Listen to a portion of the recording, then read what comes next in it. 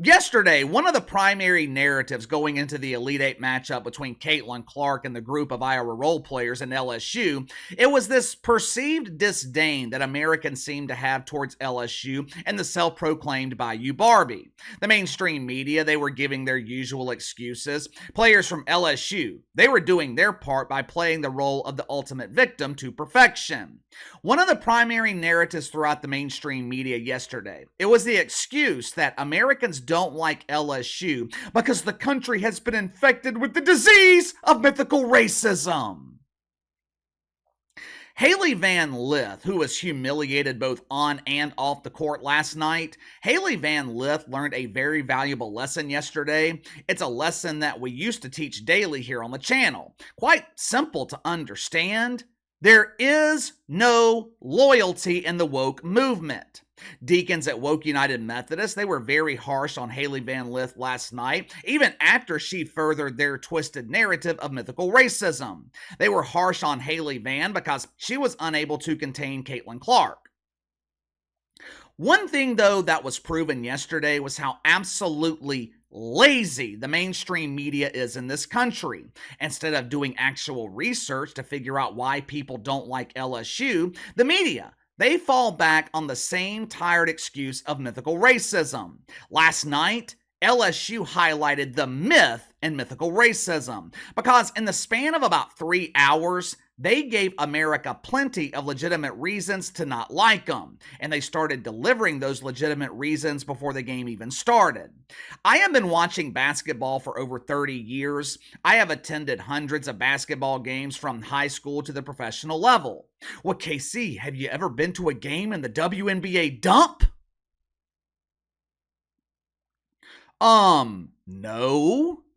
We're talking basketball here. We're not talking trash collection. I have been to the dump to drop off a load of garbage, but I have never witnessed one of the pretend basketball games that they played during their unionized breaks. In the hundreds of basketball games that I have attended, you know the one thing that is guaranteed to happen before every game?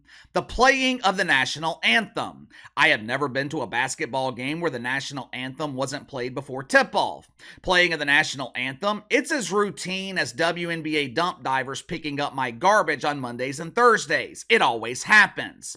5, maybe 10 minutes before the game starts, both teams stand on opposite ends of the court. Crowd gets on their feet. Dudes like me, we remove our hats as a sign of respect. People come together for a few minutes to honor the men and women who have sacrificed their lives protecting our freedom. I'm well aware of this tradition as a spectator, as a fan. Kim Mulkey has been involved with college basketball as a player or a coach longer than I have been alive. Kim Mulkey has played or coached in thousands of basketball games. Yet for some reason, the Bayou Barbies, they were mysteriously absent last night during the playing of the national anthem. Watch for yourself.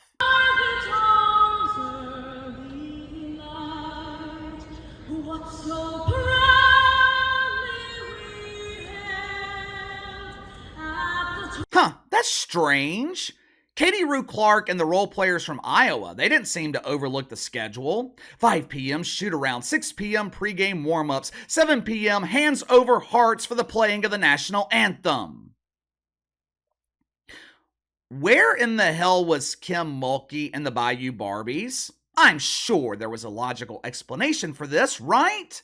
I mean, this is the same Kim Mulkey that the mainstream media claims is the Orange Man Bad of women's professional basketball. If Kim Mulkey is indeed a supporter of the Trumper, or what the media likes to call a white Christian nationalist, surely she would have her team on the court for the playing of the national anthem, right?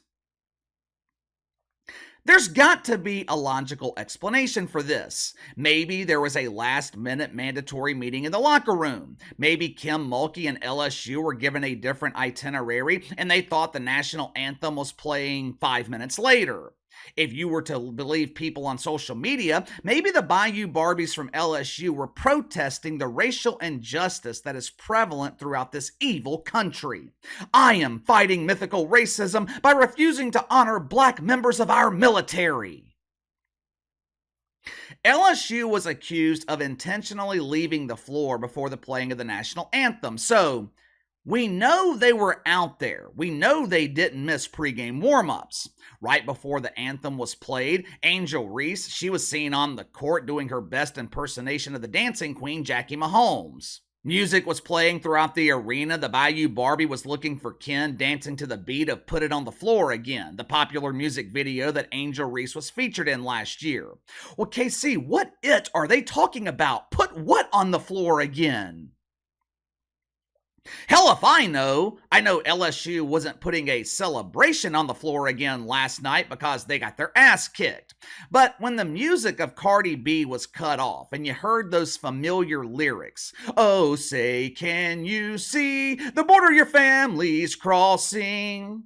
As soon as those familiar lyrics were heard throughout the arena, fans, they thought the Bayou Barbies from LSU were practicing their transition offense. They hauled ass from one side of the court all the way to the locker room in less than 5 seconds. It was beautiful transition basketball. Now, there was a lot of speculation as to why LSU was mysteriously missing during the playing of the national anthem.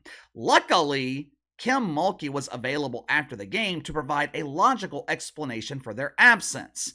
Listen to this explanation. You tell me if you are choosing to bite into this shit sandwich. Roll the film. I don't even know when the anthem was played. We kind of have a routine where we are on the floor and then they come off at the 12-minute mark. That's when the anthem. I don't know, and we come in and we do our pregame stuff. I'm sorry, that's nothing intentionally done. What? Really?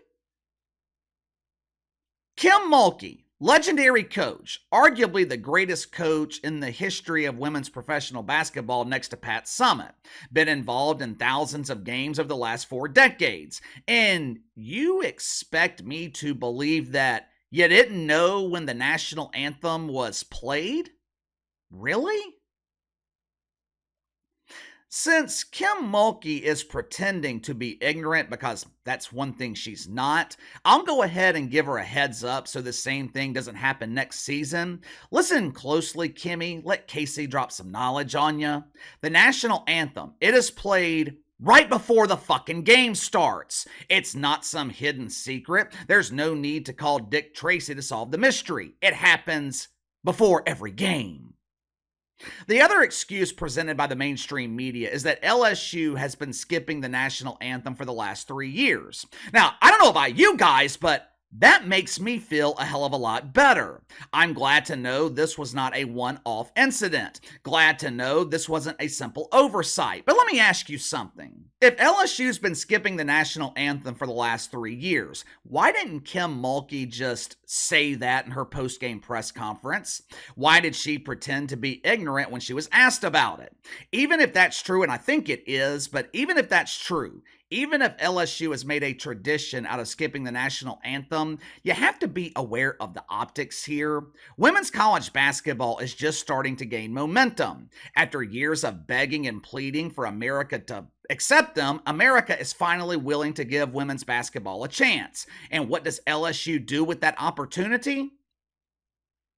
They absolutely squander it by pissing off over half the country. Go ask Adam Silver in the NBA how disrespecting the national anthem worked out for them. You want to know why a lot of people don't like LSU? This is one of the reasons. But that was not the only reason that LSU provided last night.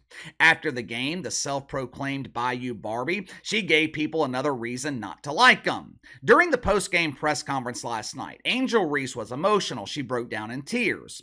Was she looking for sympathy? Was she playing the role of the ultimate victim? I'll let you decide for yourself. I've been through so much. I've seen so much. I've been attacked so many times. Death threats. I've been sexualized. I've been threatened. I've been so many things, and I've stood strong every single time. And I just try to stand strong for my teammates because I don't want them to see me down and not be there for them. So I just want to always just know I'm still a human. I believe Angel Reese. There's not a doubt in my mind that she receives threats from wanker spankers on social media who haven't seen the inside of a woman since birth. Is it wrong? Of course it is. Is it unusual? Does this only happen to Angel Reese? No. Happens to every single public figure in America. Here is my issue with Angel Reese at this press conference. Number one, she's claiming to be the victim of sexualization. She claims that she has been sexualized, and it seems like she was insinuating that it was against her will. That's strange. I don't seem to remember Cardi B forcing Angel Reese to be in her explicit music video. I have seen the video. Didn't seem like Angel Reese was forced to be there. Actually, it seemed like she was paid to be there. She was also heavily featured in the Sports Illustrated swimsuit issue. Now, this was the special edition where Sports Illustrated decided to feature beautiful women like Angel Reese instead of featuring bearded women like Chad Thundercock. 9 months ago, Angel Reese posted a picture to her Instagram account where she is wearing a revealing bikini. Caption reads, "I'm the catch." From what I can tell, Angel Reese was paid to do this by a company called Fashion Nova. Do I have a problem with it? Absolutely not. Angel Reese is free to express her sexuality however she wants. She's also free to monetize it. But don't monetize your sexuality and then complain about being sexualized. You can't be the victim when you did this to yourself. Another reason people don't like LSU is through no fault of their own. It's this fake race war that the mainstream media has created between Caitlin Clark and Angel Reese. Hell, this media-created war, it's really between Caitlin Clark and the rest of women's basketball. Jemele Hill, the ultimate opportunist, she is trying to revive her career in the business of mythical racism by claiming that Caitlin Clark is only receiving media coverage because she's white. Once again, Smelly Jemele, if I could pick her up here, Smelly Jemele is completely unoriginal. She is copying the narrative of Cheryl Swoops, employee number 1 in the WNBA dump, the original pooper swooper. Jemele Hill's also copying the narrative of the bitter white women at USA Today who are agonizing over their white privilege. They're pretending to believe that the only reason Caitlin Clark is liked and respected is because she lacks melanin. At the same time, the media wants you to believe that Angel Reese and LSU are hated because they are young black women. Forget about the handful of reasons that I have given you in the last 24 hours. That's not why people don't like LSU. It's mythical racism, damn it! It is only going to get worse for Caitlin Clark. This is one of the many reasons that I believe it is a mistake for Caitlin Clark to enter the WNBA a year early. The mainstream media, they are going to do everything they can to destroy her. The same mainstream media who has been begging for the WNBA to be accepted. That same media, they will attempt to destroy the WNBA's only hope at relevance. But give me your thoughts on this. LSU leaves the court for the national anthem. Kim Mulkey claims it wasn't intentional. Do you believe her? Angel Reese gets emotional during her post-game press conference. She whines about being sexualized while starring in explicit rap videos and posing in bikinis for money. Does Angel Reese have a point? You let me know. Sound off in the comments below. Like, subscribe, share the video. I appreciate your support. Best way to contact me is by email at btlkc84@gmail.com, KC_BTL84 on Twitter. I'll see you guys later.